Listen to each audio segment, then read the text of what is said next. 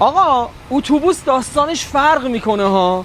توی تک تک این اتوبوسایی که الان اینجا ما ترمینال جنوب هستیم، تک تک این اتوبوسایی که اینجا جون عزیزترین افراد ما دست ایناست، دست این راننده هاست. واقعا چرا به فکر نیستیم ما اینقدر؟ به خدا بعضیاشونو مثلا وایرال نمیکنم ولی بعضیاشونو باشون حرف میزنم مشکلاتشونو، حال آدم بد میشه. یه ذره به فکر باشید. این کار راهداریه. من واقعا دیگه نمیدونم چی بگم. واقعا منو تو آغوشت بگیر، آغوش تو مقدسه، بوسیدنت برای من تولد یک نفسه.